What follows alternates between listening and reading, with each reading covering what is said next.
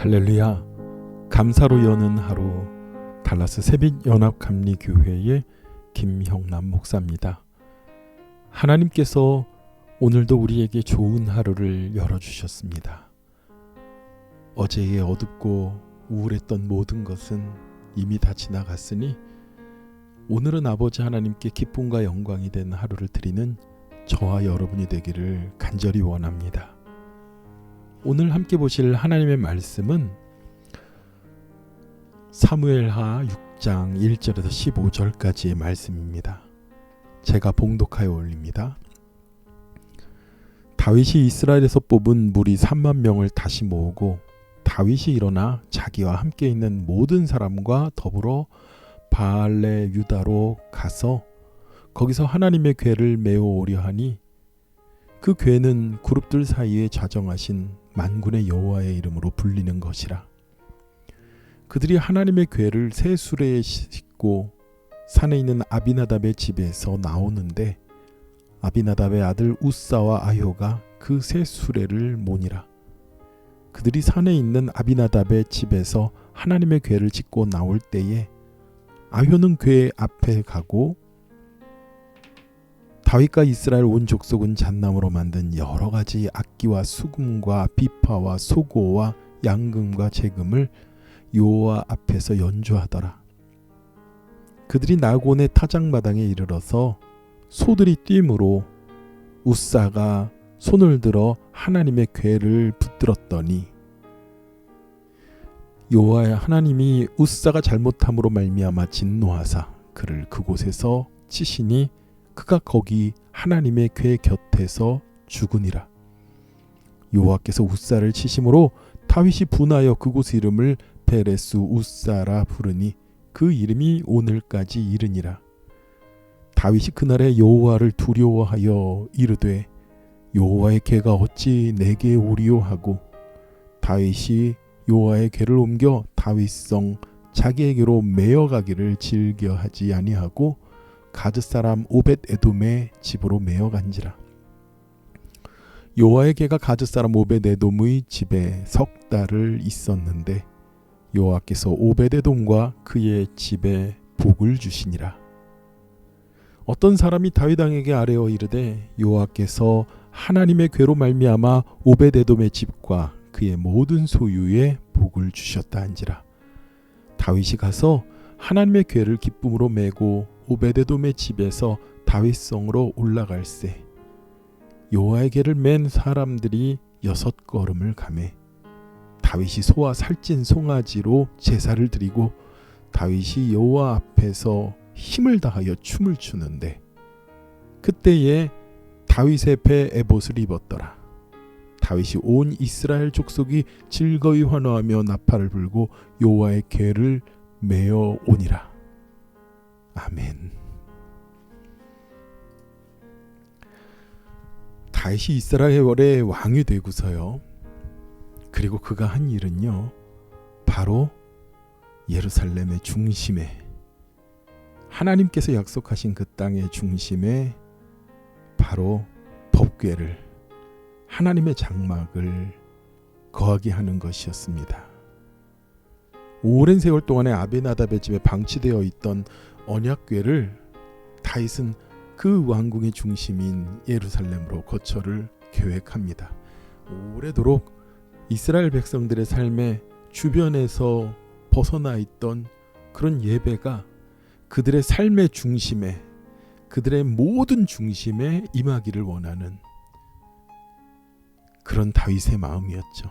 다윗의 모든 통치의 중심이고 이스라엘을 다스리는 참되신 분은 하나님이기 때문에 다윗은 하나님의 법궤가 이스라엘로 그 중심으로 돌아오길 원했습니다. 어마어마하게 많은 사람들을 동원해서 준비를 하고 운반을 갖추는데요. 그런데 그 하나님의 궤를 운반하는 그런 상황에서 사고가 나고 말지요. 그 궤를 옮기는 소들이 날뛰어서 흔들리는 수레를 잡으려는 우사가 그 자리에서 즉사하고 맙니다. 이 일로 다윗이 너무 두려워서 궤를 예루살렘으로 메워오지 않고 그곳 가드 사람의 집 오베데돔의 집에 석 달 동안 방치하여 두지요. 우리는 왜 하나님께서 그에게, 그 웃사에게 진노하셨을까? 우리 성도님들 가운데에서 이 말씀의 진정한 의미를 아시는 분들도 있지만 말씀을 깊이 읽어보지 않으신 분들은, 또 이 말씀을, 설교 말씀을 주의 깊게 듣지 않으신 분들은 하나님이 왜 그러실까? 라고 오해할 수가 있습니다. 본래 법궤는 짐승이 들거나 끄는 것이 아닙니다. 하나님의 궤는 하나님께서 레위기에도 계속 말씀하셨지만 원래는 고핫 자손들이 그들이 고리를 걸고 막대를 끼워서 그들의 어깨에 메고 언약궤를 옮기도록 하셨습니다. 그리고 그 법궤가 가는 가장 맨 앞에는 법궤가 앞장서서 가야 되는 것이에요. 아마도 오베데돔과 그 자녀들이 법궤를 얼마 동안 가지고 있었으니까 자신들이 그 맨 앞에 서야 된다고 착각을 한 것 같습니다. 분명히 하나님께서는 법궤를 어떻게 옮겨야 되고 하나님께서 법궤를 다루는 것에 대해서 하나하나 소상히 우리에게 가르쳐 주셨습니다. 그런데 다윗도 마찬가지죠. 하나님의 궤는 짐승이 끄는 것이 아닙니다. 하나님께서 가르쳐 주신, 그리고 하나님께서 세우신 거룩한 레위인들이 메어서, 그리고 하나님의 임재하심대로 움직이는 것이지요. 그리고 이 법궤는 아무나가 직접 손대서도 안 되는 것이지요. 언약궤를 어떻게 해서든지 예루살렘의 중심에, 이스라엘의 중심에, 그리고 그 중심에 아버지 하나님께서 통치하시고 다스리심을 회복하고자 하는 열정은 있었지만 하나님의 말씀에 깊이 있게 순종하는 순종함이 그들에게 없었던 것이었지요. 우리는 이 사건을 통해서 때로는 우리가 하나님께 기쁨이 되고자 우리의 열심을 다하여 섬기고 봉사하는 그럴 때들이 있습니다. 그러나 우리가 열심을 다하고 섬기는 것에 내 뜻과 자기 중심을 가운데 두고서 하나님의 일을 하는 것이 아니라 하나님의 뜻에 합당한 열심으로 일을 해야 되는 것입니다. 우리가 흔히들 교회에는 큰 마귀가 두 장소에 있다고 말을 합니다. 다 그런 것은 아니고요. 하나는 성가대에 있고 하나는 식당에 있다, 이런 말을 하죠. 왜 이런 말이 나왔을까요? 가장 주일날 주방에서 사람들에게 맛있는 음식을, 그리고 교회의 아름다운 그런 교제를 위하여 준비하는 곳이 식당인데, 누구보다도 열심인 곳인데, 그리고 누구보다도 일찍 나와서 예배를 가장 헌신적으로 목사님과 함께 더불어서 준비하는 자들이 성가대인데, 허니 교회에 가장 큰 마귀들이 있는 곳은 성가대와 식당이라니요. 왜 그럴까요?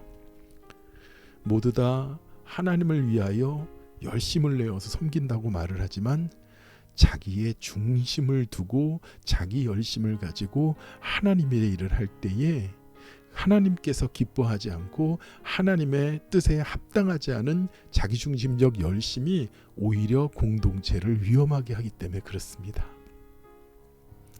예전에 그런 분들을 예를 들어서 이렇게 생각할 수 있어요. 아우, 음식 이게 뭐야? 어떻게 이렇게 만들어? 이러고 어떻게 사람들 먹으라 그래? 다음 주에는 내가 준비하는데 뭔가를 보여주겠어. 그렇지 않습니다. 성도들을 위해서 솜씨가 없지만, 재주가 없지만 최선을 다해서 준비한 음식은 하나님께서도 받으시고 공동체를 위해서 사랑으로 나누는 것이지요. 내 자신을 드러내거나 뽐내기 위해서 섬기고 봉사하는 것은 결코 하나님께서 기뻐하는 것이 아닙니다. 하나님의 뜻과 하나님의 방법과 하나님께서 원하심을 기뻐하도록 우리는 열심을 다해야 되는 것입니다. 내 기쁨과 내 마음의 만족을 위하여 하는 열심은 결코 아버지 하나님께서 받을 수 있는 영광이 아니지요.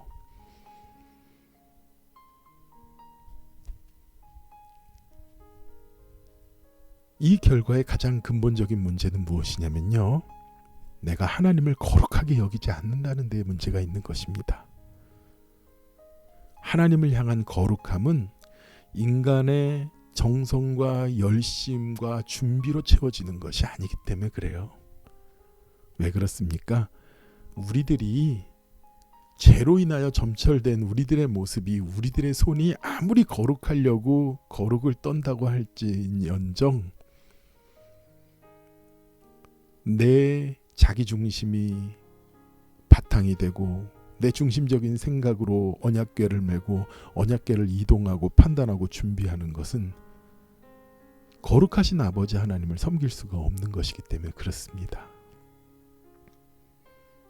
우리가 교회를 향하여, 교회를 위하여 찬양하고 봉사하고 열심히 교회를 섬기지만 내 중심이 아니라 하나님의 중심에서, 하나님의 뜻에서 합당한 열심으로 섬기는 그러한 모습이 우리 가운데 있기를 원합니다. 이 일로 인하여 우사의 아들이 죽고 다윗은 그 언약궤를 가져오는 것을 두려워합니다. 그리고 오벳 에돔의 집에 언약궤를 두지요. 3개월 동안 그곳에 둡니다. 다윗은 언약궤 가져오는 것을 굉장히 두려워하고 주저했는데 이런 말이 들리는 거예요. 오벳 에돔의 집에 하나님의 축복이 임한다고요. 왜 그렇습니까? 하나님의 임재가 거기 있기 때문에 그래요. 하나님의 거룩함이 그곳에 있기 때문에 그렇습니다. 마침내 다윗은 이번에는 이 언약궤를요, 짐승에 의해서 끌고 오는 것이 아니라 정말 제대로 레위인들을, 고앗 자손들이 어깨에 메고 그 언약궤를 다시 가지고 옵니다.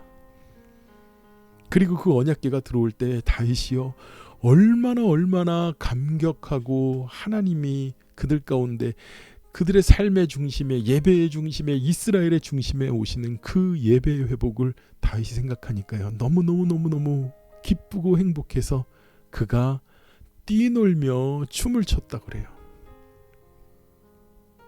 그런 다윗을 보고 사울의 딸, 다윗의 아내죠, 첫 번째 아내, 그 미갈이 그를 업신여깁니다. 심중에 업신여길 뿐만 아니라 그가 그 모든 법궤가 들어오고 나서 큰 이스라엘의 잔치를 하고 모든 사람들에게 떡 조각과 고기 조각과 건포도떡을 나눠주고 기뻐하며 그날 그 자기의 가족들에게 다 축복하러 다윗이 돌아왔을 때 미갈이 다윗에게 이런 말을 합니다.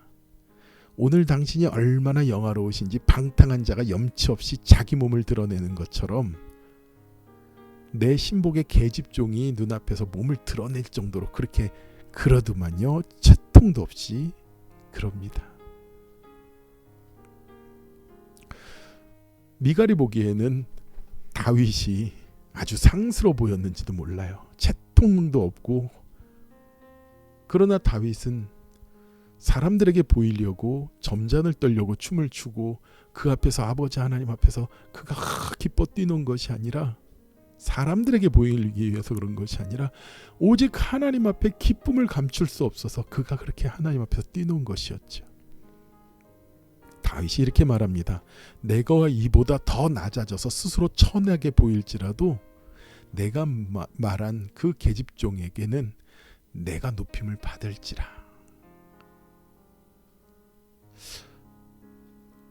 우리는 내 생각을 중심에 두고 누군가를 보면은 자기의 중심에 만족할 때에 그 사람을 평가할 것입니다.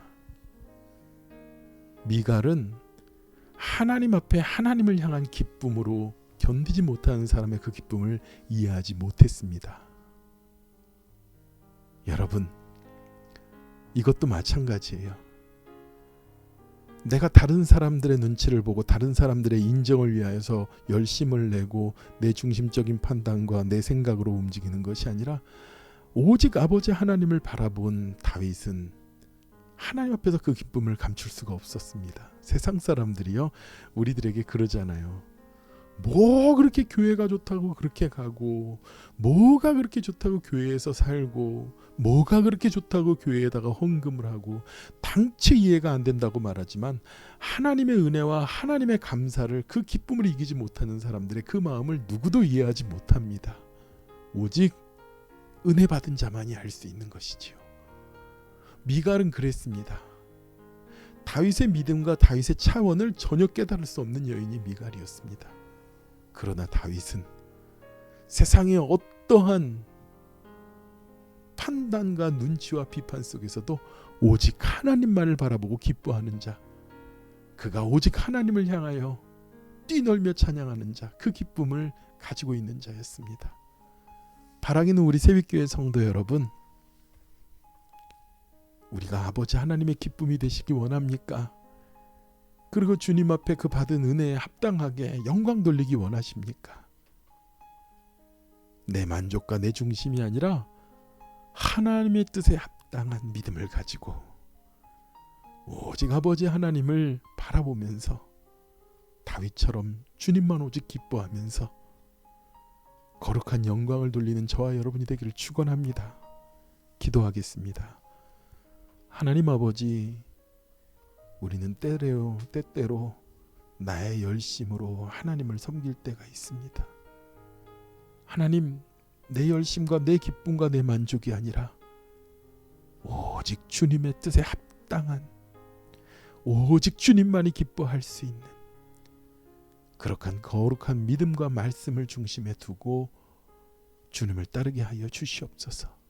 우리에게 순전한 마음과 말씀에 대한 순종함으로 주님을 섬기고 기뻐하는 우리가 되게 하여 주시옵시고, 주님을 모르는 자들이 우리를 비난하고 업신여길지라도 항상 기쁨으로 주님 앞에서 춤추고 찬양하는 그 기쁨을 우리에게 주시옵소서. 모든 은혜를 감사드리며 예수님의 거룩하신 이름으로 기도드렸사옵나이다. 아멘. 오늘도 주님을 향한 기쁨으로 충만한, 그리고 그 기쁨과 사랑으로 이웃과 함께 만나는 저와 여러분이 되길 축원합니다. 함께 기도하겠습니다.